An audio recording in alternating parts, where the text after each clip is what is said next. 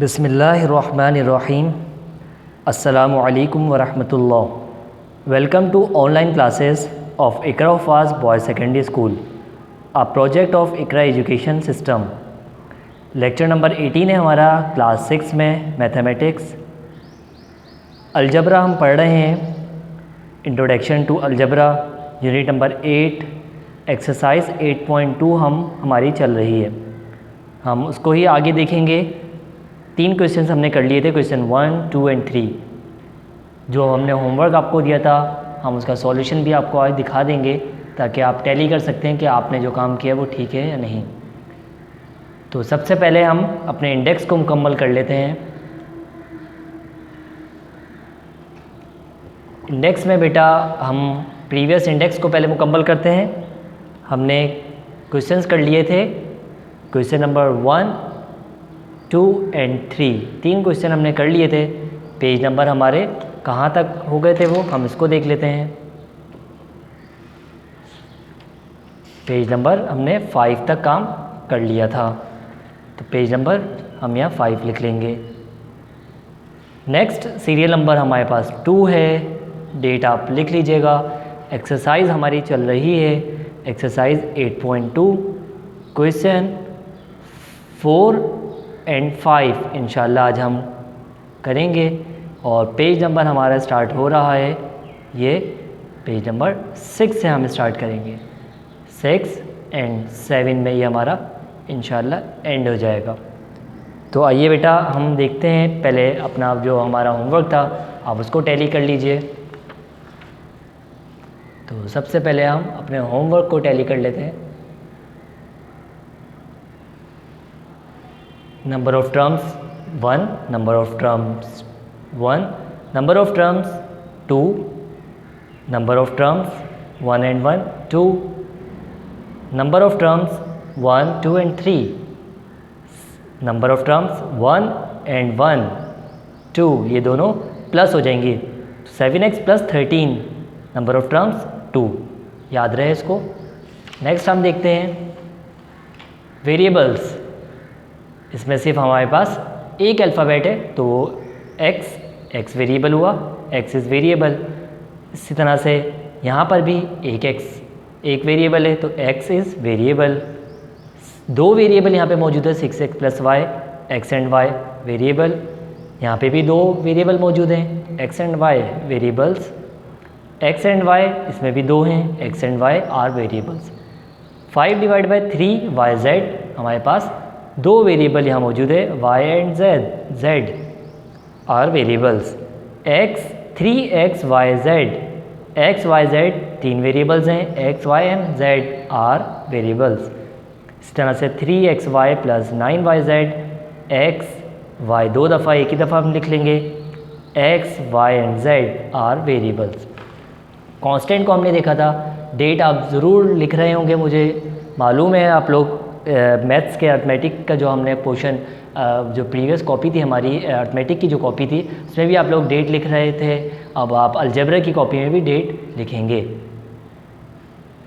तो हम कांस्टेंट को देख लेते हैं। यहाँ पर हमारे पास सिर्फ 2 अलग कांस्टेंट है, इसके साथ कोई वेरिएबल मौजूद नहीं है, कोई अल्फ़ाबेट मौजूद नहीं है, तो उसको हम कहेंगे 2 इज़ कांस्टेंट। इस तरह से -3 के साथ कोई भी वेरिएबल मौजूद नहीं है, तो -3 इज़ कांस्टेंट। आगे देख लेते हैं, 1 के साथ कोई वेरिएबल मौजूद नहीं, अल्फ़ाबेट कोई लेटर मौजूद नहीं, 1 इज़ कांस्टेंट। यहाँ पर हम देखेंगे 1/2 इज़ कांस्टेंट, 1/2 के साथ कोई भी वेरिएबल मौजूद नहीं है। 9 के साथ कोई भी वेरिएबल नहीं मौजूद, 9 इज़ कांस्टेंट। आगे देखेंगे लास्ट 2x + 2y, इन दोनों के साथ वेरिएबल्स मौजूद हैं, तो लिहाजा ये इनमें से कांस्टेंट नहीं होगा। जिसके साथ वेरिएबल मौजूद नहीं है, लेटर मौजूद नहीं है, 10 इज़ कांस्टेंट, उसे कांस्टेंट कहते हैं। ठीक है, आइए बेटा आज का हम लेक्चर स्टार्ट करते हैं। Question number 4, right the coefficient of variables, right the coefficient of variables of the following. हमें कोफिशिएंट बताना है। कोफिशिएंट के बारे में हमने आपको बात बताई, क्या बात बताई थी? को means cooperate, efficient means efficiency को कोऑपरेट करने वाला। तो हम इसमें एक बात और आपको बताते चलें कि हमें यहाँ पर कोफिशिएंट को देखना है। कोफिशिएंट किसे कहते हैं, हमने आपको प्रीवियस लेक्चर में भी प्रीवियस लेक्चर में हमने आपको बात बताई थी। -7x, इसमें कोफिशिएंट उसे कहते हैं जो वेरिएबल के साथ जो नंबर आप लिखा हुआ देख रहे हैं, हम उसको कोफिशिएंट कहते हैं। मीन्स -7x में कोफिशिएंट क्या होगा, सिर्फ और सिर्फ -7 कोफिशिएंट होगा। -7 इज कोफिशिएंट, -7 इज कोफिशिएंट।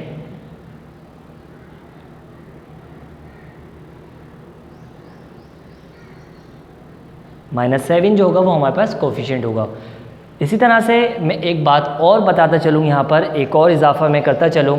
अगर हमारे पास कभी भी सिर्फ और सिर्फ कोफिशिएंट x लिखा हुआ हो, फॉर एग्जांपल x लिखा हुआ हो, सिर्फ और सिर्फ हमारे पास वेरिएबल x लिखा हुआ हो, तो अब हम इसमें कहेंगे कि इसमें कोफिशिएंट हमें बताएं आप। तो इसमें कोई भी नंबर यहाँ पे मौजूद नहीं है। जब कोई भी नंबर यहाँ मौजूद नहीं हो तो कोफिशिएंट ऑफ x इज़ 1। इसका कोफिशिएंट क्या कहलाएगा, 1। कोई नंबर ना लिखा हुआ हो तो हम 1 कंसीडर करते हैं, अलजबरा में 1 हम नहीं लिखते। तो x का कोफिशिएंट क्या कहलाएगा, coefficient of x is 1 which is not written. 1 को हम लिखते नहीं है, विच इज़ नॉट रिटन, हम 1 को लिखते नहीं हैं। अगर इसी तरह से एक और एग्जाम्पल मैं लूँ, -x लिखा हुआ है, coefficient of -x is -1, coefficient of -x is -1 which is also not written, 1 हम लिखते नहीं हैं। तो लिहाजा ये बात याद रहे कि सिर्फ x लिखा हुआ हो, सिर्फ y लिखा हुआ हो तो कोफिशिएंट उसका 1 कहलाएगा, और अगर -x हो तो -1 कोफिशिएंट कहलाएगा। ठीक है, आगे देखते हैं बेटा 5y। अब इसमें कोफिशिएंट क्या है, सिर्फ y इज़ कोफिशिएंट।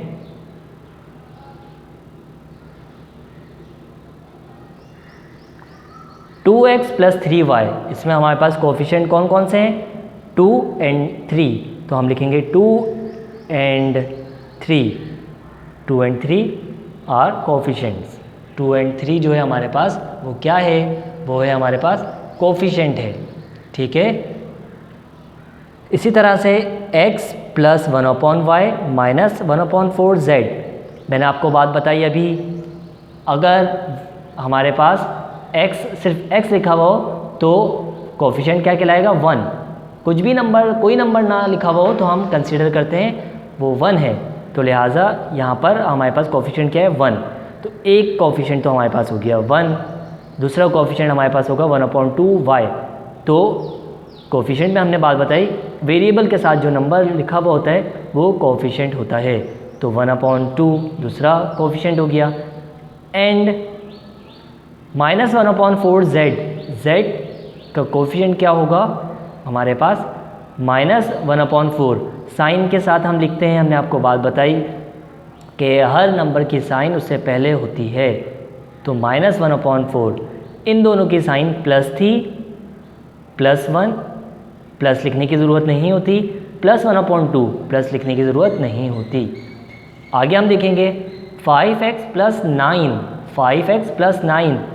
अब मुझे बताएं इसमें से कोफिशिएंट क्या है। कोफिशिएंट किसे कहते हैं, वेरिएबल के साथ जो नंबर लिखा हुआ हो उसे कोफिशिएंट कहते हैं। तो लिहाजा यहाँ पे तो कोई वेरिएबल नहीं लिखा हुआ, तो 9 कोफिशिएंट नहीं होगा।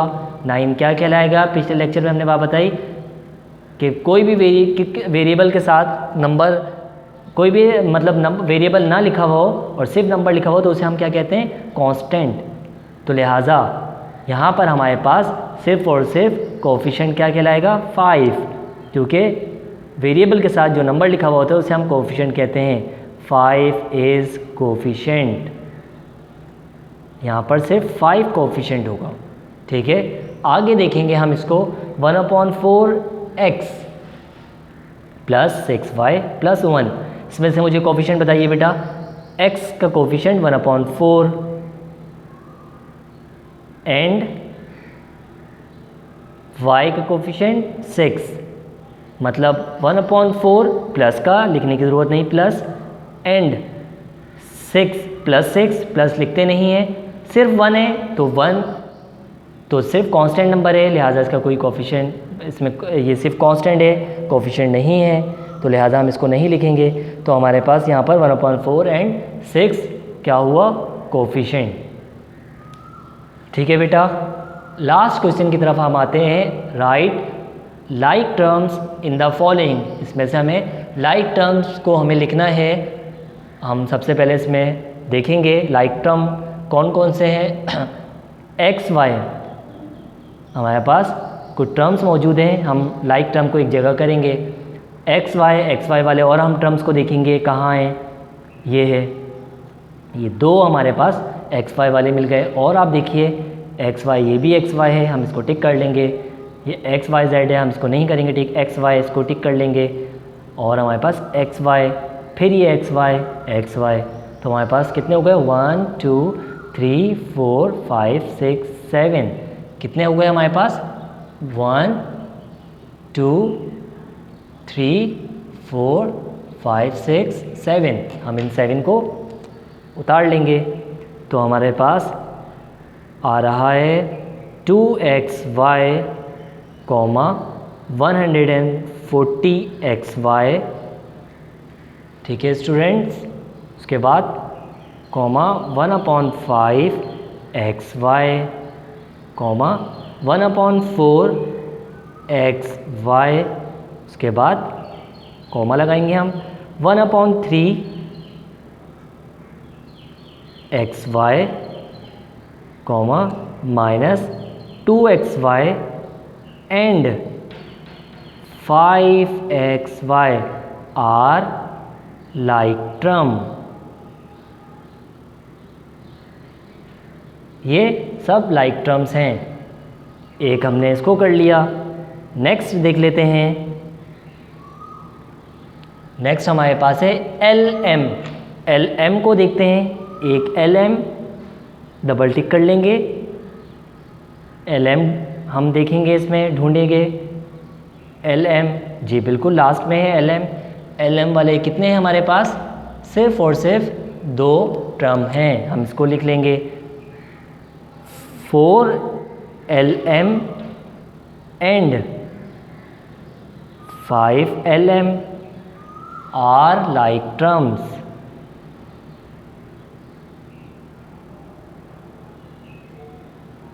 नेक्स्ट हम देखेंगे एक्स जेड को देख लेते हैं। एक्स जेड हम 3 टिक कर लेंगे, एक जेड, आगे देखेंगे एक्स जेड, और उसके बाद हम देखेंगे एक्स जेड, हमारे पास 2 एक्स जेड यहाँ पर इसमें मौजूद हैं, तो ये 2 लाइक टर्म है 7XZ एंड उसके बाद सिर्फ और सिर्फ XZ आर लाइक टर्म्स। ठीक है बेटा, अब हम आगे चलते हैं। आगे हम चलते हैं 13MN को हम देखेंगे। MN वाला इसका कोई साथी है, लाइक टर्म है, जी नहीं, तो हम इसको नहीं लिखेंगे क्योंकि हमें सिर्फ राइट करना है लाइक टर्म्स को। ठीक है, अब हम आगे चलेंगे, आगे देखते हैं एक्स वाई एंड जेड।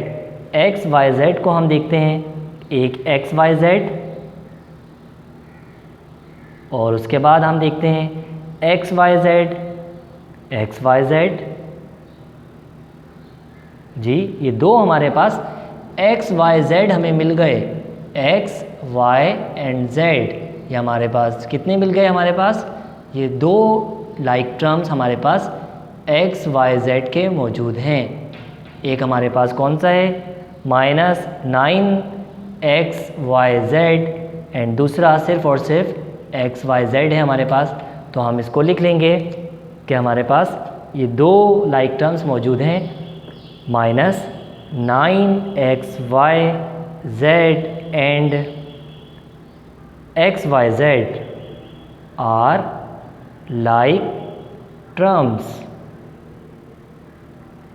अब हम आगे चलते हैं पी की तरफ, पी की जानिब चलते हैं। एक पी और पी देख लेते हैं, हम इसको ढूंढते हैं। जी बिल्कुल, एक और पी।